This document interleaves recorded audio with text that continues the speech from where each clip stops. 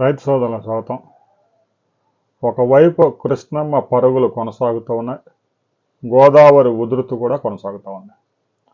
కృష్ణానది మీద ప్రధాన ప్రాజెక్టులు శ్రీశైలం పూర్తిగా నిండిపోయిందని చెప్పాలి. నాగార్జున సాగర్ ప్రాజెక్టు కూడా వచ్చే వారంలో 100 టీఎంసీలు పైగా వరద చేరబోతూ ఉంది. ఇక గోదావరి నది మీద ఉన్న ప్రాజెక్టులు కూడా జలకళను సంతరించుకుంటున్నాయి.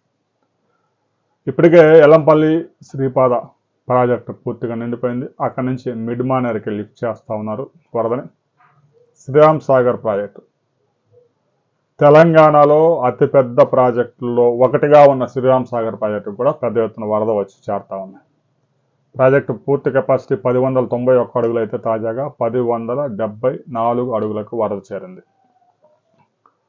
మొత్తం 80 టీఎంసీల కెపాసిటీలో 30 టీఎంసీల వరద చేరింది. ఎగువ ప్రాంతాలలో కురుస్తున్న వర్షాలతో 40,380 క్యూసెక్ల వరద వచ్చి చేరుతా ఉంది. ప్రతిరోజు 3 టీఎంసీల ఫ్లడ్ వచ్చి చేరుతా ఉంది. ఇదే వరద కంటిన్యూ అయితే ఇక కాకతీయ కెనాల్ కింద రైతులకి సాగునీటి కోసం నీటిని విడుదల చేసే అవకాశం ఉంది. ప్రస్తుతానికి కాకతీయ కెనాల్కి మిషన్ భగీరథ కింద తాగునీరు ఇచ్చేందుకు ఒక 900 క్యూసెక్ల వరదని ఉపయోగించుకుంటూ ఉన్నారు.